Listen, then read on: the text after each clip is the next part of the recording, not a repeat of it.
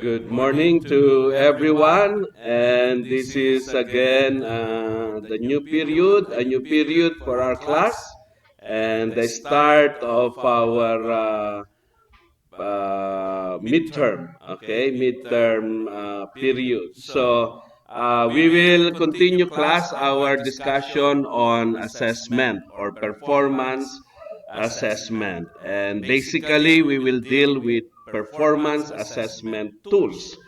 The basic question that we ask even at the beginning of this lesson is that how do you assess students' learning outcomes using various types of performance assessment tools.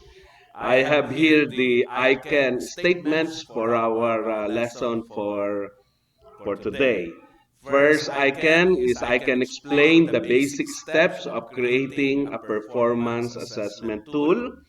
And then the number two I can statement is I can make a simple performance assessment tool. And those two I can statements are the things that you should do after the end or at the end of our lesson for today. Uh, the basic steps are as follows. Number one, to define the purpose of performance or product-based assessment. And the teacher may ask the following: what concept, skill, or knowledge of the student should be assessed? And at what level should the students be performing? What types of knowledge is being assessed? And the second is to choose the activity or the output that you will assess. The required performance or output should be feasible, which means it can really be done. Okay? At interesting, of course, on the part of the students, it is interesting, challenging also. There is some level of difficulty. Not very, very easy because you will not learn, and not very, very difficult. That it would be what? It would take time or maybe uh, not only days but weeks or months to do. Achievable and also with sufficient depth and breadth so that a valid evaluation about the students can be made. When choosing activity or output, I included here the depth ed. What's that? The depth ed suggested or list of performance and other even product, no? Products and performance tasks that you can do. Of course, we also have the written work here. For example, in the languages, Filipino and English, for products, you can do products, you can require activities from your students, some product like campaigns, case studies, collages, compositions, literary analysis, multimedia productions, portfolios, research projects, story or poem writing. But also you can ask them to perform debates, interviews, multimedia presentations, panel discussions, presentations, project making, role plays, speech delivery, storytelling, and reading. We have, of course, in our department, two major languages, the English and the Filipino. Of course, you can include even the written report, okay, as part of the product or written output. And for mathematics, the products that you can ask or product activities that you can ask from your students may include diagrams, mathematical investigatory projects, models or making models of geometric figures, and number representations. And some of the DepEd suggested performance-based tasks include constructing graphs from survey conducted, multimedia presentation, outdoor math, what's that?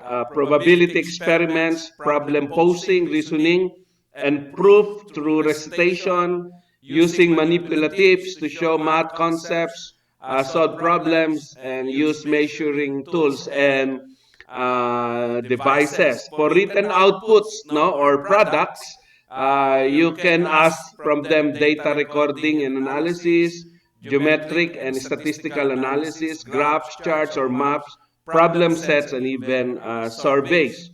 Now, for science, these are the product and performance-based tasks or activities.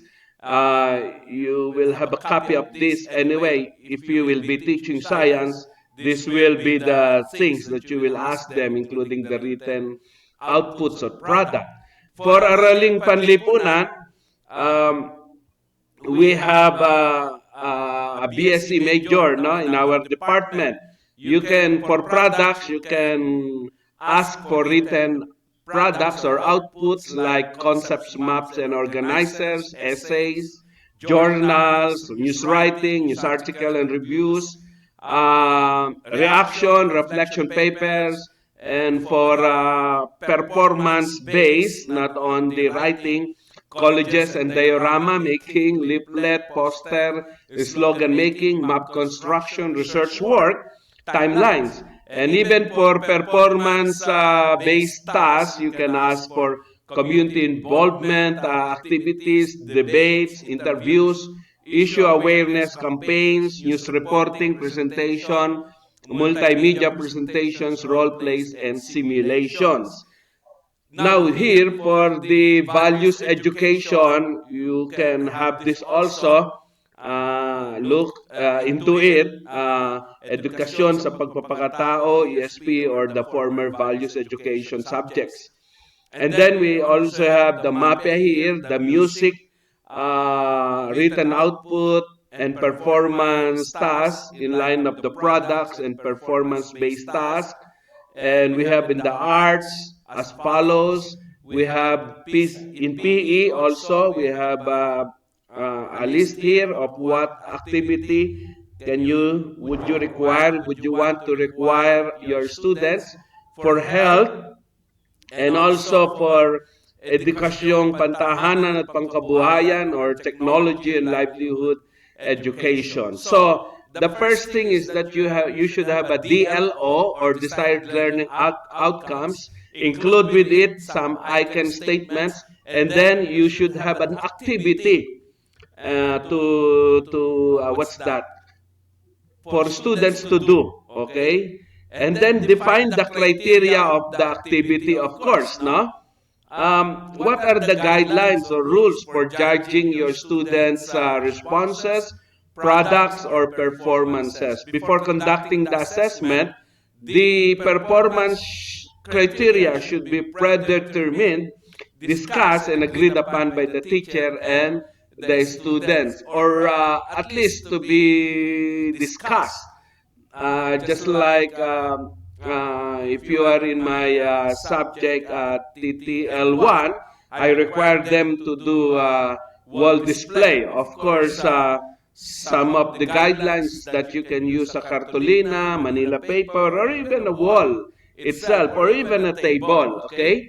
What I wanted is just to see how students would organize the information involved. Now, criteria can be as follows. When you say content, the content of the subject matter. Process, it has something to do with what they need to do or to step-by-step activities to do. Quality, of course, that is one key. You can include that for the criteria and also the impact or the results or effects of a product. So, and then after you have done the criteria, create a performance rubric. Actually, in the performance rubrics, the first thing that you should include there is the criteria and then the descriptors or characteristics associated with each dimension or criterion. And of course, the performance levels that identifies students' level of mastery with its criterion. And when you do rubrics, you can do a holistic rubric, which means there is a single score base on the quality of the students, but others that are very keen, okay, they want analytic rubric, which means for each activity, there should be a rubric. But holistic rubric is that it is for everything, okay? For everything that the students do. And then we also have the general rubric that contains the criteria, no, across tasks, whatever they do, and then it is connected also with holistic and then with task specific or with analytic rubric, okay? So, and then, of course, after you have done your DLO, your LT, you choose an activity, you have a criteria, you have a rubric, then, of course, you assess the students. How does it look like, yung rubric? Of course, first of all, you have the criteria there, no? In column 1, criteria, number of sources. For example, what is this? History research paper rubric is your task. You want them to have a history of their barangay or a short history of the establishment of their local church or establishment of CCT or whatever. So it is a history, it is the performance task. So the first thing that you should do is to make a criteria.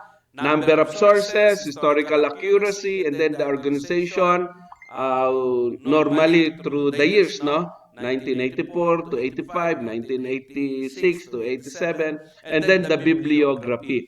Now, the single or the singular form of criteria, of course, is criterion. And then you should have a level of performance, whether excellent, good, poor. So if it is poor, your score is 1. If it is good, so your score is 2. So in a sense, the whole of this rubric is actually 12-point score, no? So if they perfect the history research paper project or rubric, then they have 12 points. That is the excellent, okay? And then you have the descriptor. Why do you say that the number of sources is excellent if it is 10 to 12? Why do you say that the number of sources is only good if they only have 5 to 9 sources? And why do you say that it is poor or the number of sources is poor? So if it only has 1 to 4 descriptors, so you need that. In a sense, that is the rubric that you need to do. Simple grading rubric.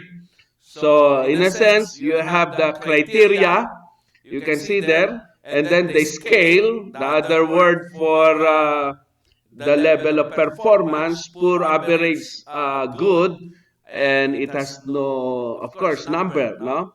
It's good to have a score since we are grading students, and then the descriptors. And I have here, for example, a tool for assessing the quality, no, of the schools uh, and use of rubrics in education, of course, no, or when you are grading the rubric itself. And then we have here the what? I think the writing rubric here, whether it is an essay or maybe a simple term paper, no? And then you also have here, for example, it's also a historical report, no? And I have here also, for example, a process, no, oriented rubric when students are asked to recite a poem by Edgar Allan Poe. Okay, these are the criteria. And then if you do that in a rubric, you have the criteria, number of appropriate hand gestures, appropriate facial structures, voice inflection, then feelings, the feelings. So it is actually a 12, 12, of course, this is times 20. You can score if it is perfect. It is 24. The voice inflection, and then the feelings is also around 36 in scores if they are perfect. So, of course, 1, 2, and 3. Of course, you can say 1 is poor, 2 is good, and 3 is excellent. And then another would be like this. There are other ways to state product uh, oriented. So it has something to do with the products. So normally you judge a product as beginner, skill, or expert level. So this is again another example of a rubric when you are looking at the graphics, no, data. For example, there is a research and you want the results of the research to be displayed graphically. This is the way you do it. So some of the criteria includes title, labels, accuracy, and neatness. Okay, for your requirements, the first thing that you should do is take and submit the quiz before our period ends. So I will no longer give you 1 week to answer the quiz. I think it's good to do your quiz before our period ends. Hopefully, we can still have some discussions so that you can ask questions if you want. And of course, for the performance task that I am waiting from you, it is you will submit that next week, okay? After this class, okay? So if it is now Monday, next Monday. Okay, construct a performance assessment tool. You need the following information before you can construct, okay? And I want to see A, B, C, D, E. The first is that you should have a subject matter. Of course, like you did for your skeletal, what's that? Skeletal lesson plan or any. But I hope you will do it on your own in your majors, no? And then you should have a DLO for subject area, for your subject area or for your topic. And then you should have the icon statements or the learning targets. It's still good now to exercise ourselves how to do learning targets. And then the specific activity. Of course, I will only request one activity that you want that you want that you decided your students will do, no, after your instruction, and then create a rubric to evaluate that students performance in the activity you ask them. So basically, I want your criteria, I want the levels of performance, whether others would make it 5, no, levels, but be very simple. You can do it good, poor, good, excellent, no? But you can do it as in our grading system. You have the NI needs improvement, and then good, average, very good, excellent. Okay, so and then score it. Okay, you have a score. For excellent, maybe 3 or 5 or 10. And then in the descriptor or in the criteria, you can even multiply twice or 3 times each criteria depending on your decision. And then the descriptor, why you said that they are excellent or good or very good or needs improvement. So this is all for now, and I hope you understand our lesson today, and God bless you all.